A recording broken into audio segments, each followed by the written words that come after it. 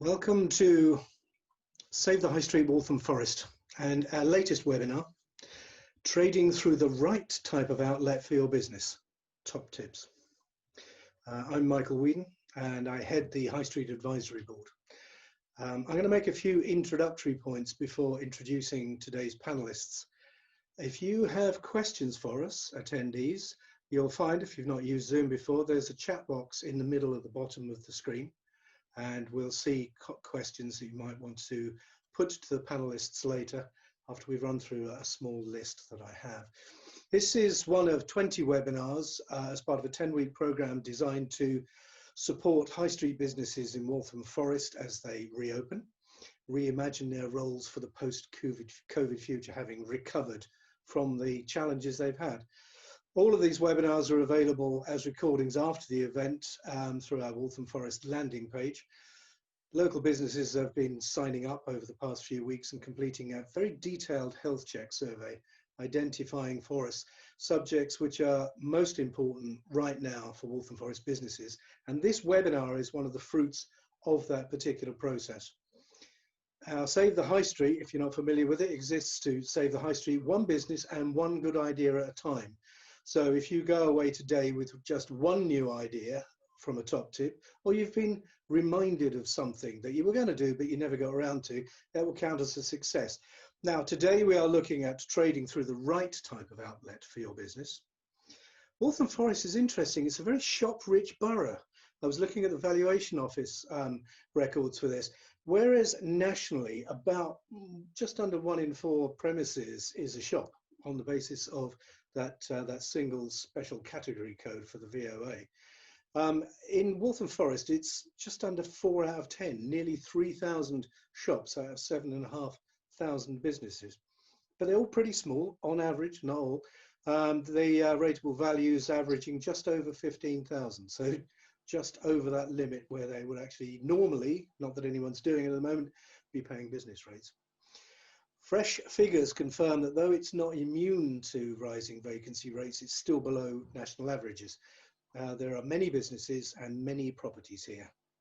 And I have to say, as a borough, it's also very rich in markets of different types. It's unusual to find a borough with more than one quite often around the country. There's a wealth of them here. Now, in a number of ways, this is the webinar of our 20 that will be looking the furthest forward. Other things you can do now. Now we're looking to where we go with one of the slower moving parts of the high street, which is property. The third part of the council's programme is looking to that reimagining. And we were seeing that last version of the high street, which we've lived with for years, beginning to break up pre-COVID.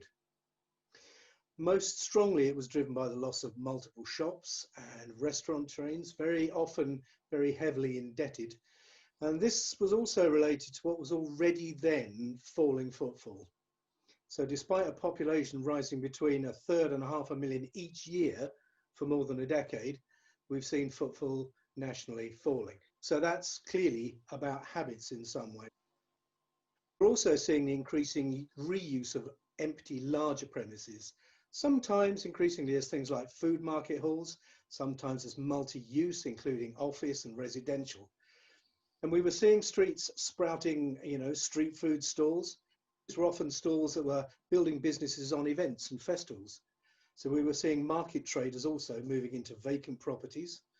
I mean, this is not new. Let's remember that both Tesco and M&S were originally market traders. All we have to do is encourage some of that and then wait the best part of 100 years to get the same back. We were seeing businesses hosting pop-ups and concessions alongside their own operations. We were also seeing businesses hybridizing to expand into multiple markets in the same premises. And we were seeing purely online operators, and there are more than 30,000 small pure play online operators in this country opening up on high streets. We've seen questions about whether the future of leases is in question, whether we'll be moving to turnover rents. We're also in a new era for planning where the restrictive use class, which has taken a good kicking over many years and has been felt to really be hampering the high street change in some ways, taken apart as from the beginning of this particular month. So I'm hoping that we're going to hear from some of our panelists about the implications for that. The High Streets Task Force as well, which I'm on a sectoral group, has recently produced a report showing that multifunctional towns are now recovering more strongly than monocultural retail-centered cities. And I think if I've ever seen a multicultural, a multifunctional town, it's going to be those which we find within Waltham Forest. So the question really behind all of this is, what's the right type of outlet for a high street business in the 2020s? I hope that today we're going to hear many useful views on that from businesses with really quite a wide range of perspectives. So I'd like our panelists to introduce themselves briefly so we all know who's on the call, where they come from and what they do, and then we can get into some of those ideas. So in order, I would just like to pick out, first of all, Jamie Mackenzie of Stretton. Could I just ask you to introduce yourself to everyone, assuming you came in last? I hope your audio is working.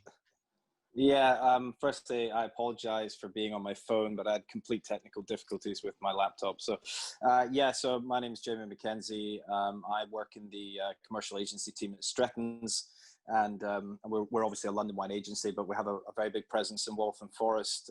So we've got a good feel of the London retail market and also locally the Waltham Forest retail market. And I've been doing retail for 17 odd years, so I've seen certainly a change and what tenants want, what landlords are willing to give, and all that over that time period, I suppose.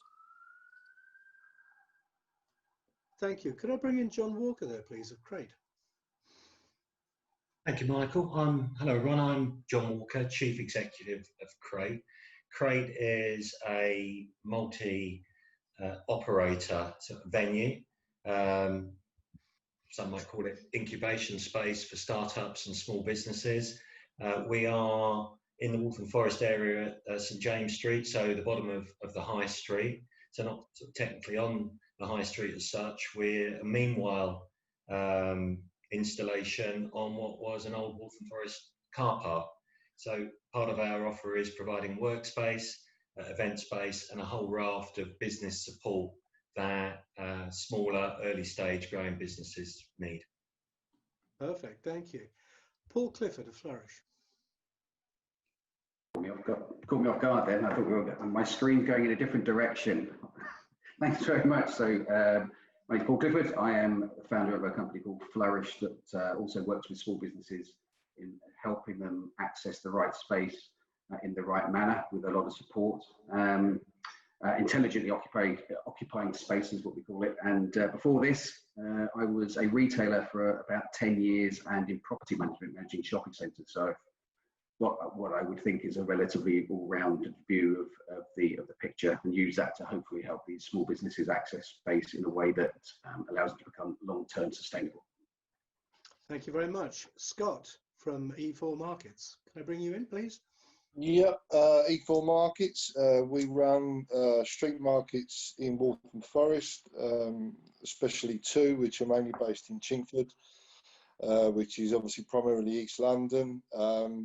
We normally facilitate start-up businesses, people who are starting up for the very first time and looking to trade, especially those that have already been based on the internet and e-commerce. And a lot of people use our markets as a trajectory to something else and to eventually move into their own business and their own outlet. And yeah, that's what we do. Yeah, brilliant. Thank you very much. So, Alex Schlagman, over to you.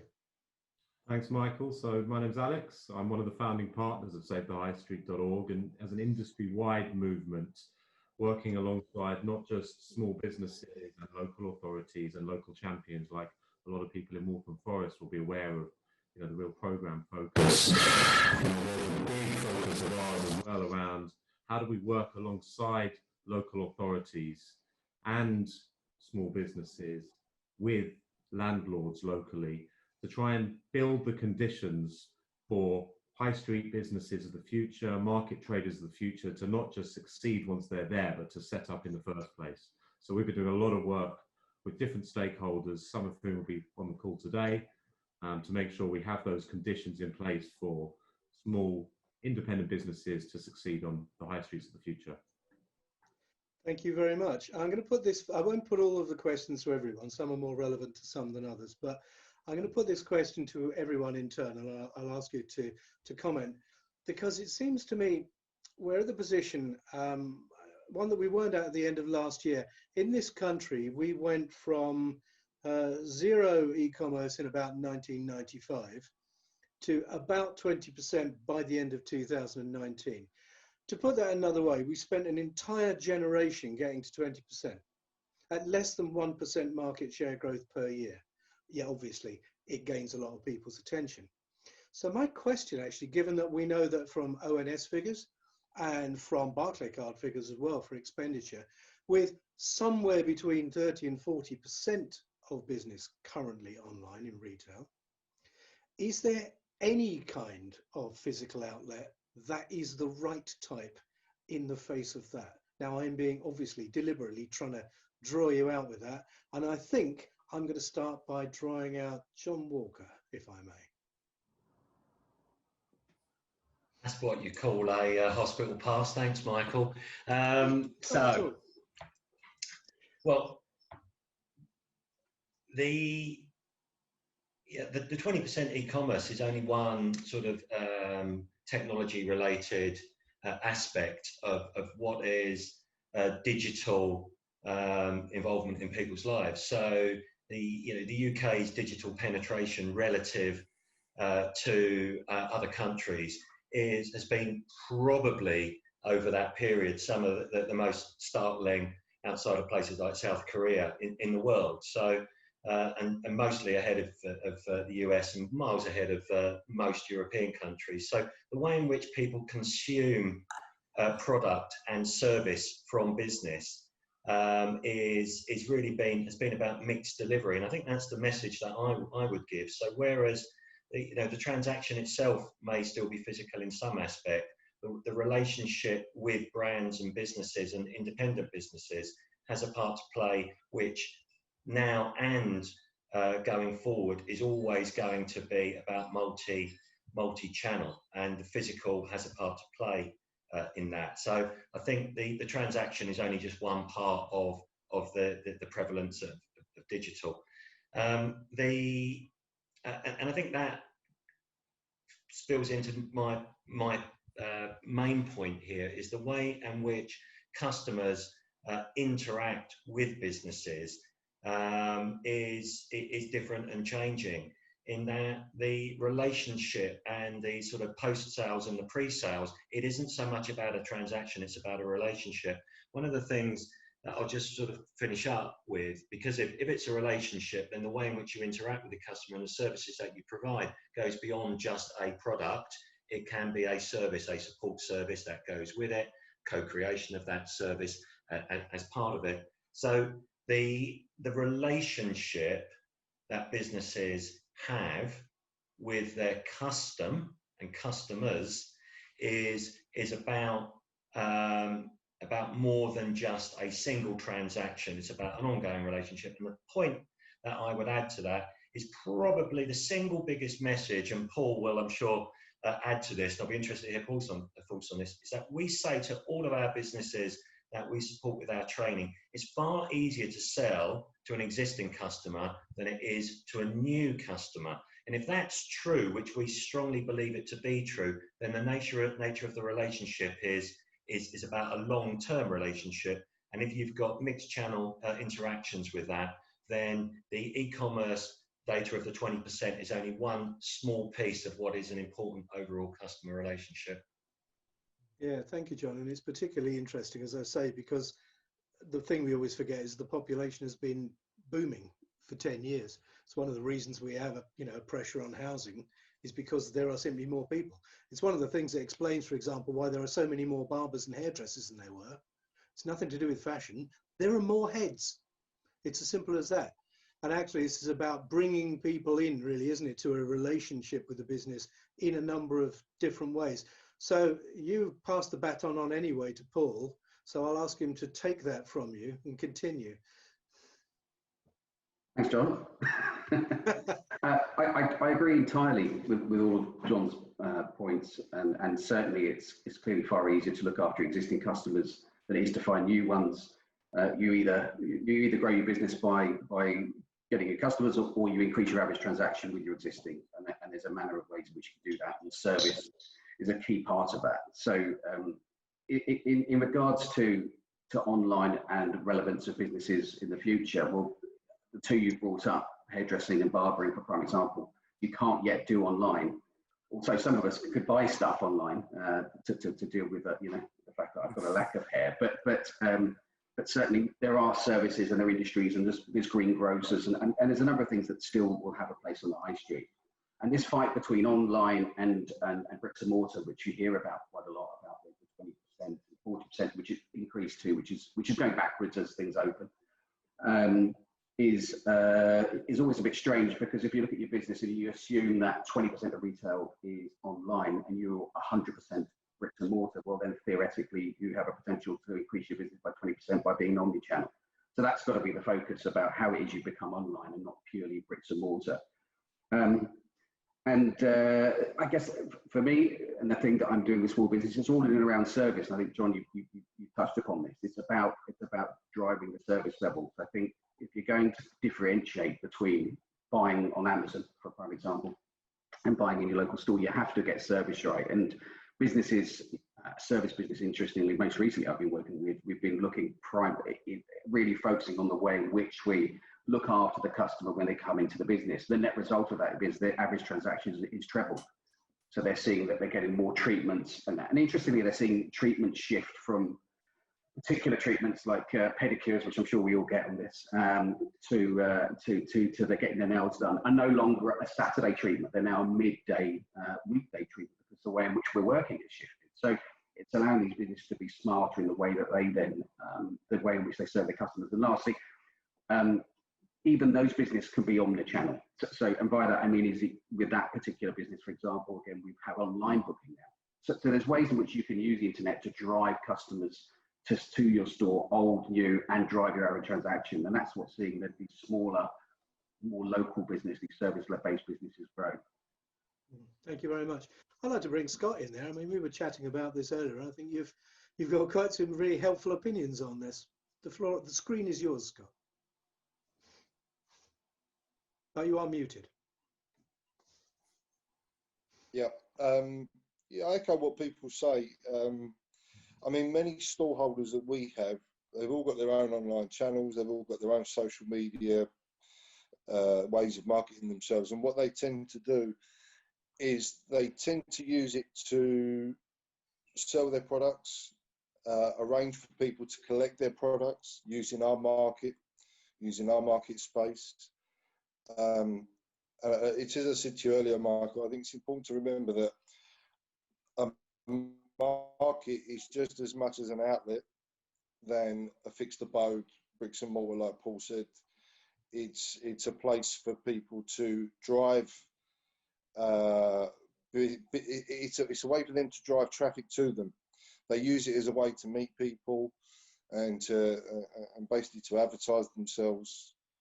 And 90% of the people that we have are women, and they're so clued up. They're so clued up when it comes to social media and how to generate business.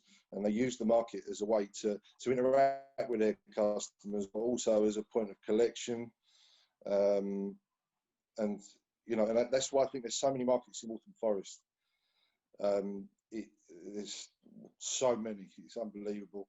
And like, for example, I was saying to you earlier, we have people that use space, Craig, for example, and they use the market as well. They use both spaces and they drive traffic through social media and they interact with their customers in both places, and it seems to work for them.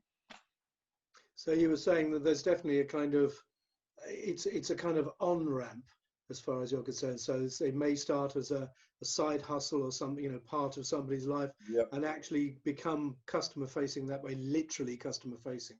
Very much so. Alex, can I bring you in there? I mean, I know you've got some interesting views on this kind of area, and I'll come to James after that, if I may. Yeah, James. I mean, a few things just to build on what the people were talking about here. I mean, if we look at, the customer journey pre-COVID, the biggest, fastest growing customer journey was the mix between online and offline, just like everybody's talking about here. It's not just necessarily walking into the market and finding what you found, or walking up and down the high street and finding something. People are doing their research. They're discovering things online through lots of different ways. And they want to find those products and then find the local business, and even, as you said, book them for collection or reserve them to come pick up, or reserve, to go and get your hair done. On the flip side, the high street is also a place where people can kind of discover things, but they want to fulfill them in other ways. They might not want to walk out the door with your product. They might want to interact with you at that moment there, but then actually think later on, I want to come and buy something from you. And that's why if you look at the sort of the biggest companies in the world, the Amazons, over in China, you've got the Alibabas, in Japan, you've got Rakuten, you've got Reliant Industries in India, all the big online players have all got bricks and mortar and being local as a key part of their strategy. Amazon buys Whole Foods. Alibaba connects up 1 million convenience stores in China. There's a lot in the big guys. And then if you go down to the success stories who've been pure play e-commerce, the last couple of years, all of them were trying to get on the high street or set up pop-ups and trying to be experiential and connect with their customers in new ways. So I really sort of echo what has been talked about around the customer journey, the relationships, the online and offline coming together. The other thing I just sort of echo, and just building on Scott as well, is I think everyone's got a lot to learn from markets generally. That ability to come in and try something out, set your business up, make it really low friction to come and set up a business on the high street. That's the future. The chains are retracting. The CVAs have come. We've got another wave of larger national chains that will leave the high street. There is no doubt about that. And that needs to be filled. Those voids need to be filled with the next generation of entrepreneurs, growing brands and local independents who get access to the space they need on terms that's acceptable for them and the support they need to make it work. So, I think a lot of the principles of what people like Scott have been doing, operating markets, need to be applied in other parts of the high street as well. More community, more of a unit working together, more temporary flexible agreements as well. So, I think it's an interesting time where, we're moving back to a world where, a lot of the inspiring things that are happening on the high street look a lot like markets. And, maybe talk about it a little bit more later on, but, the operation John's got going on in Crates and James as well. I think there's a lot of it there, probably inspired by the idea of a market. And, we're piloting something down in Peckham at the moment, which is much more like an indoor market out of an old department store, because the reality is, BHS is not going to get replaced by Debenhams, and House of Fraser is not going to fill the gap either. So actually, maybe the indoor market is the future of the department store. Yeah, good ending. Thank you. I'm going to come to Jamie on this one, because I don't doubt you've got a deep structural understanding of the dynamics of this market. What's your view on this, or your mini view?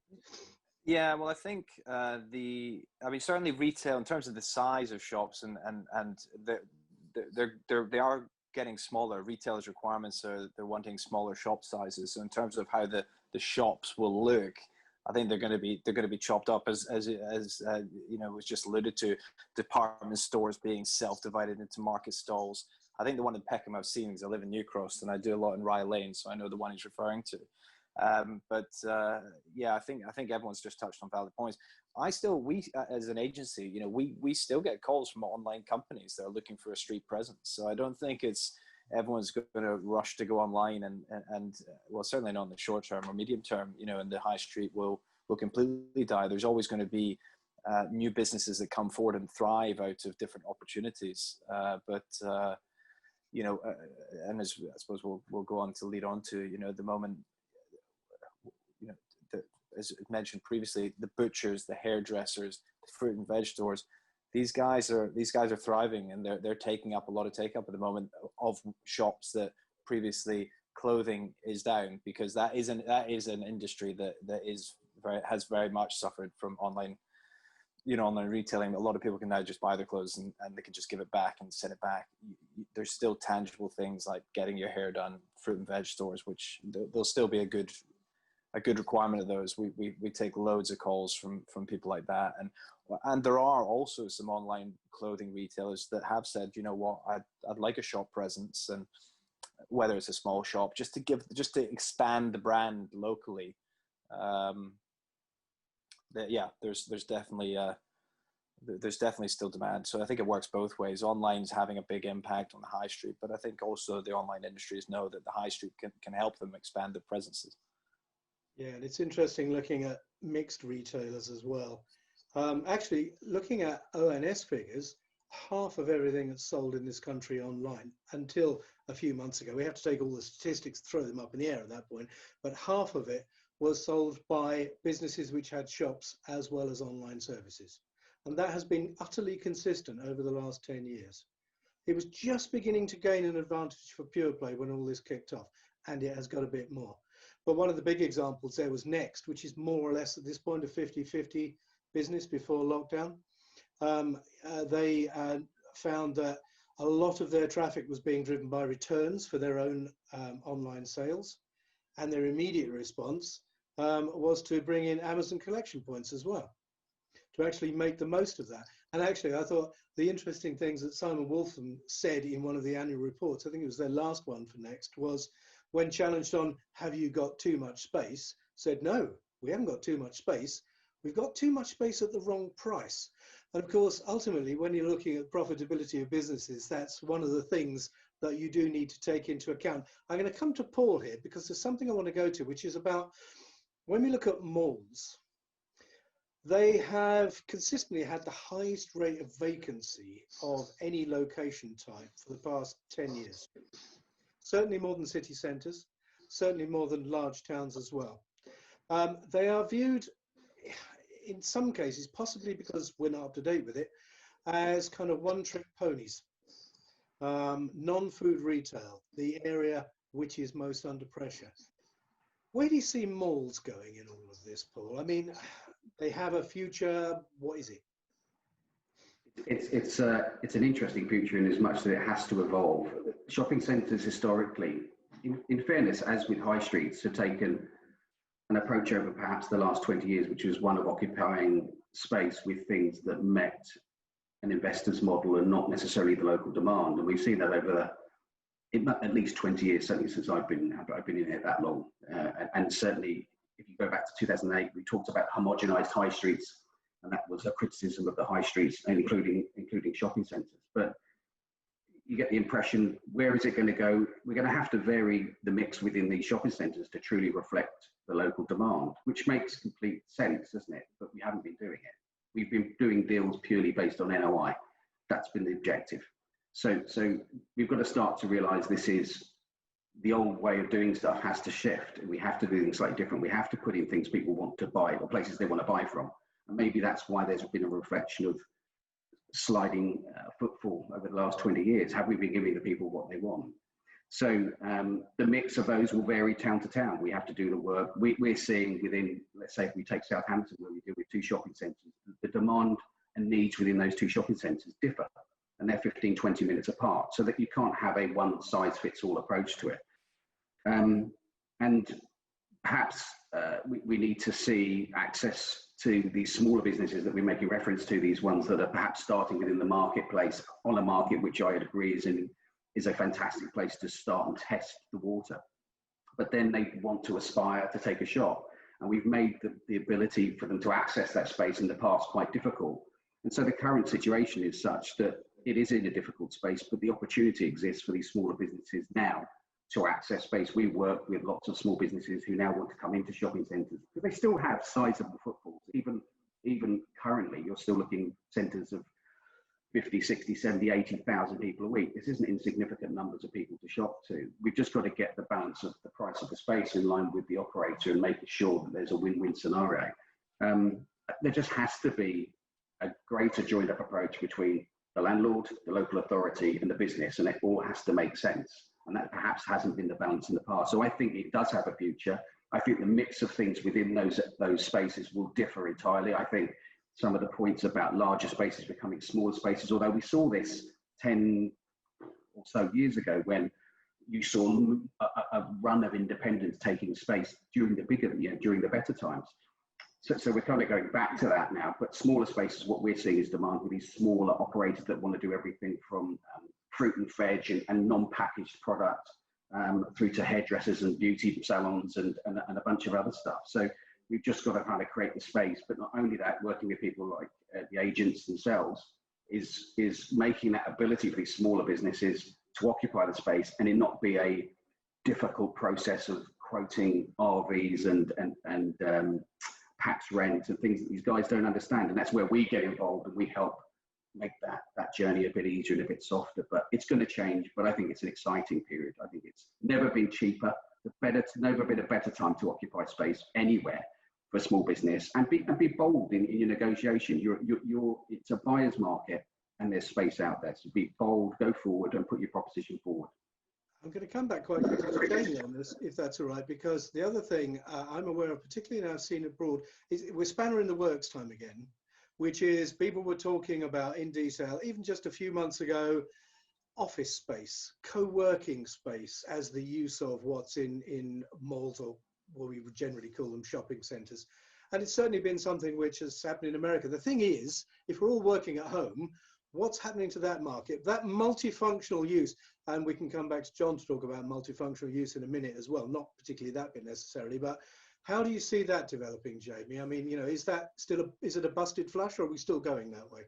Well, I mean, yeah, I mean, the co-working market's obviously, it's booming like crazy. I mean, whether or not it works in environments or within the shopping center, I think more, larger coffee shops where you can work from the stores are quite interesting. But I think I just think office space within shopping centers, I'm not sure how, I just don't know the demand and what that would be like. But obviously it would bring, foot flow into the shopping malls, but I think the co-working market is probably better served in buildings that are actually tailor-made for them, like office buildings, as opposed to potentially something where they're trying to shoehorn in some space. If it's not got the right natural light, you can really you can sit there with a white elephant, I think. But I think at the moment all shopping malls just need to look at it's particularly Waltham Forest in London, the land values are fantastic. So if it may be that many of these are just redeveloped and perhaps resized slightly to change for the different dynamics of how, the large scale retailers are mix matching or reducing in size might be the sensible process. And anyway, that will, further help the area with all the regeneration that goes with that. But I think, co-working space, there's it really depends, and it's all case by case on what the layout is and how it would work. I think in reality, office buildings are better suited for that kind of thing. Yes, and there'll be a lot of them. I think we got to the white elephant in the room there. John, you were talking particularly about multifunctional uses of spaces and bringing different kinds of businesses together to attract footfall and so forth. You'd like to expand on that a bit more? Yeah, certainly. I mean, I've probably got one thing that I'd just like to add to Paul and Jamie's point, if I may. We looked at a very large-scale shopping centre on the south coast in the last 6 months, with a view to trying to make it multifunctional. And to Jamie's point, natural light is a real requirement for office-based uses, and if it's not there, then we would argue the creativity just won't be there. But as part of this research, I just want to share some of it without naming. There's 100-strong store. I haven't got the GIA, but massive, of the shopping centre. The homogenisation was horrendous. The combined social media outreach of all of those stores specific to that location was less than one nail bar in a nearby ill-located enterprise centre just around the corner. And in terms of the relationship between store and customer, almost near non-existent. So anything that is homogenised and single transaction, there's something called the internet to do that better at a lower price point, which is why if the shopping centre doesn't evolve into something that resembles something that provides more customer experience, customer journey, longevity of service, then the internet will absolutely smash it to smithereens, and it won't be solved by multifunctional uses that involve offices, because offices really can do with a lot of natural light. So that was for us a really massive revelation on the social media point, which I don't think anyone's probably ever really looked at what is the social media outreach for a shopping centre relative to its geographic footprint and the town in which it sits. Rubbish was the answer, and miss that adapts. But to Michael, to your specific point, well, I mean, this is a slightly controversial thought, although I'm sure Scott would sort of resonate with this with his traders. You know, we feel that there is a fair amount of research that points that if you go single sector, you absolutely need it to sit within a massive ecosystem. Otherwise, there's no collaboration goes on. It just is a competition and bitchiness and really very little good stuff happening. So if you take Old Street and FinTech, that sits within a massive ecosystem around that part for technology more generally, the City of London and so on.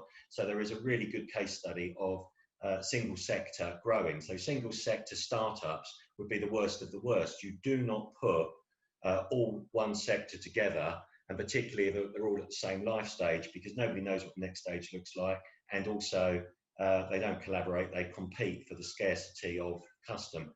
So part of the background that we had prior to coming into Building Crate was actually working, doing some stuff with the World Bank and massive studies of what works and what doesn't within helping small businesses grow. And there's a hell of a lot to be said for a diversity of operator. You get a lot more natural collaboration going on. So the more variety in a market, the better. If they're all the same sector, unless it's got enormous footfall and it's got a massive stuff going on from around it, then the evidence base, I'm afraid, points to failure of those businesses. So we think, Michael, to that point, that you need a massive diversity of sector if you can achieve it, so that you're pulling from the biggest amount of demand. Okay, can I come to Scott then? You were mentioning that. I mean, the diversity of the area, the sort of the local ecology. How's that holding up in Chingford? Oh, I think Scott has frozen now. Back. May come back. Are you there? Excellent. I'm back. Can you hear me? Yes. Did you get my question? Sorry, can you just repeat it, because I think I frozen up there. You've already told us about how social media is being used by your people to reach out, as it were. How's the local ecology holding up? I mean, you know, office and other uses during the daytime and so forth in Chingford. Yeah, I mean, to be honest, you know, going back to the original question, it was about the malls and what have you. You know, I mean, in Walthamstow, I can only speak for I mean, I was only in Walthamstow today, and I do think they do it quite well. I think there is a place for them all, as long as it's affordable. And the market, which is Rand, drives traffic through the mall into the market and vice versa. And I do think that, I think businesses, if they can be more aware of what's going on around them, can really use the market, really utilise the market and drive traffic through the market to their business. Obviously, sometimes it is, you know, it's about where you are, it's your location. But if businesses were more willing, if you like, because sometimes businesses tend to look down on markets, but if they were to use them in a more productive way, they would find that they can really, really generate footfall in both directions. And I think Walthamstow do that quite well, to be honest. Chingford, we're based right near, we've got a market right near Epping Forest. So one of our big selling points is it's all about community. It's about visiting the forest, visiting us, and at the same time, supporting local business. And they're the three things that are really important in terms of, for me anyway, at least, it's about working with the community. Because if you work with the community, you'll only boost the profile of your business. You'll find it, and eventually you'll find a space which works for you. And if you use the market wisely and you don't fight the market, and that's the big problem we have, businesses don't always seem to want to use the market, and you know, and they can really abuse us, really, and make the most of it, but they tend not to. They look down on it, and sometimes that really annoys me. We've just had a new business set up on Station Road. It's a coffee shop, it's a couple. On a market day, they are 100 times more busy, guaranteed, 100 times more busy. So what they do is they interact with us, they interact with the community, and they advertise themselves as a community coffee shop. And it really works for them, and they love market days. So, you know, it's all about using each other productively. Okay. So if I can go very quickly to Alex, I'm astonished to find we're within 5 minutes at the end of this. It's I've got so many questions as well, but Alex, can you just give us a minute on that particular thing, and then we'll come back to the other question I've really got to ask. Yeah, okay. Just a quick one, because there's a lot of talk here about, you know, what's the right sort of mix of businesses, even the mix of uses for a particular local area. And I think there's a couple of things here. Firstly, there is more data available in the market today than there ever has been to understand what does your local consumer market want right now? What are they spending money on? Where's the demand? Where's the social trends? You know, so one of the things we're going to be focused on opening up to businesses who are part of the Waltham Forest program here is to provide more of that insight to understand where is the demand, where are the gaps in the market, where's the oversupply, where's the undersupply, and how can you capitalize on that? And as a new business setting up, you know, getting hold of some of this data, I think, is gold dust in the early days. So you can kind of find a place where you're at a lower risk. The other side of this, though, is the reality is we're in a changing market, you know, and we have to create an environment that businesses can incubate themselves. They can try out a space. You can test it. You can kind of validate an offering. It's all been good with the markets again. You don't have to go into some long-term 5-year upward only lease, you know, so you can get into a position and see, is this going to work for me here? And so I think there's a lot of learning from the markets and the pop-up ecosystem that we need to bring to the high street. And those are the two sort of bigger things I would sort of play there, because ultimately we've got to get, you know, the right types of businesses in the right places. Yes, doing the right things, but if we haven't got the right businesses in the right places, we're not going to have successful high streets. Okay, I have a particular question I want to ask Jamie and then Paul, which is about, we are right into this new regime where the use classes regime has been torn to pieces. Jamie, first of all, is that going to make a big difference? Picking up Alex's point, is that going to help the right people get into the right places? Well, I mean, it's certainly, yeah, it's going to improve. Obviously, I think the main people that will benefit is obviously the, you know, the F&B market, because getting restaurant use is obviously usually at the best times very challenging. So you still need to get your extraction, but yeah, I mean, I think we're probably foreseeing that there will be a big increase in restaurants that will probably open up across the whole borough. We're getting loads of calls now from people saying, you know, now that I couldn't get that A3 before, I really want to be on this high street, get a good position. So the restaurant market will benefit from it.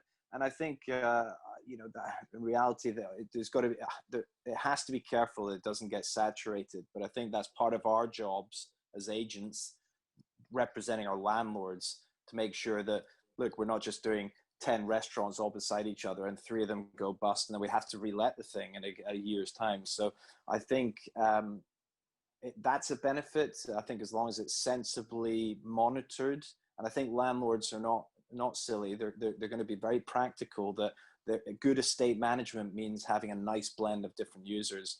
Same with the offices. You know, everyone's wanting to be outside of central London now. Well, why not take a nice little office, perhaps in a secondary pitch? Maybe we're not talking high street here, but a retail unit that perhaps had some good natural light, perhaps a garden out the back that then you could make into a small little architect's office. So I think, and that then they'll bring more employment into the little streets. So I think it will be a fantastic boost, I think, to the local high streets and the local streets of Waltham Forest. So far, we're seeing it's very positive. Okay, very quickly, can I come to Paul on that, but also then ask him a question secondary that I'm going to pass on to Alex, which is, where do these small businesses start in finding out what's available? What are the touch points which will get these businesses into the right places? So there's really 2 questions there. Answer one or both as you see fit, but briefly. So perhaps I'll pick up on the second one, because I agree entirely with what Jamie just said in terms of making sure we populate things, but populate them sensibly and not over cannibalise the market. So look, there's been never a better time to access spaces, as I've already said. And by simply accessing spaces of business, you immediately save the landlord money because they get rates mitigation, and there isn't any until the end of next March. So let's take that as an advantage first and foremost. Find the right space first and foremost. This isn't simply about bums on seats. That we've done that for the last 20 years. So let's move away from that. Find the best place for your business and identify a location. Do some qualitative assessment. I'll point towards, Save the High Streets assessment. You can go online. It's free. It kicks out a report, starts to give you some understanding about what it is. So we're driving people to that. It's free for these businesses to use. But understand your market. I mean, it's a basic. Know where your market is and go where it is.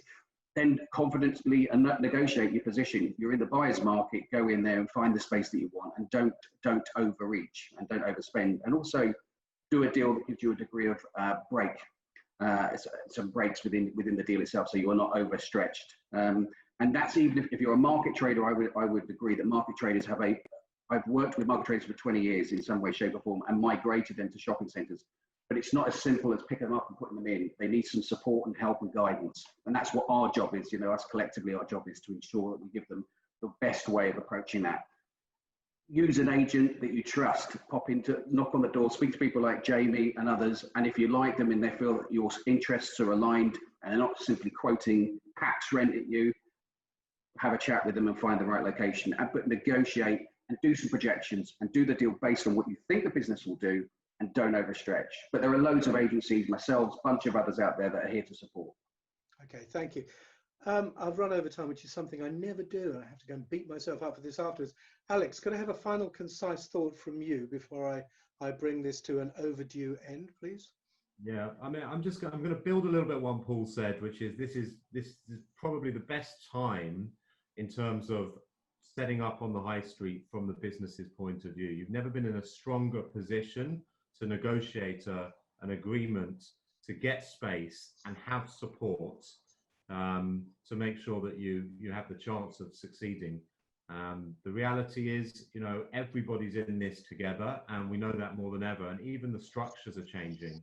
The idea that you just pay, a fixed amount of money every week or every quarter is shifting towards performance-linked agreements, where a percentage of the amount you pay is linked to your turnover. Ultimately, even in a contractual sense, this is becoming a fundamental partnership between landlord and tenant. And if you have an offering and you want to bring it to market and you want to try it out, there are options available to you now to, take this to market with more flexibility, on attractive rates and more support than you've ever had before.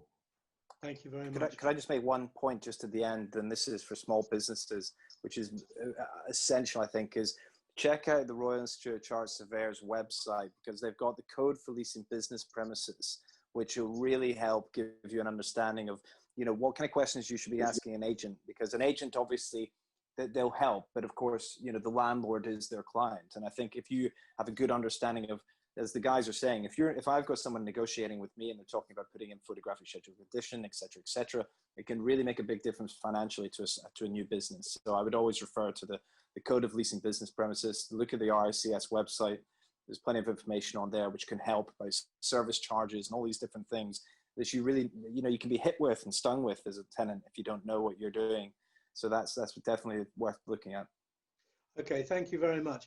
I've got so many questions. I could go on with this. I particularly wanted to know, actually, we may have to do another webinar on, is where does all this leave landlords? Because they didn't really get much of a look in there, I think. In reverse first name order, I'd like to thank Scott, Paul, John, Jamie and Alex for their time and insight today. Thank you for coming along. And thank you to our attendees as well. I hope you found that useful. I found it fascinating. Please tell others about this series. The recording of this webinar and the details of past and future webinars can all be found on the homepage for Save the High Street, Waltham Forest. On Thursday at the same time, we're going to be having a masterclass on engaging your local market with social media, exactly what Scott was talking about, with the fascinating maybe social listening business. It's going to be tremendous. This is a masterclass rather than a panel session. Next Tuesday, we have yet another masterclass, this time on creating effective email campaigns for your local business. New webinars will be announced this week. We hope you can join us then. Thank you to everyone for coming along.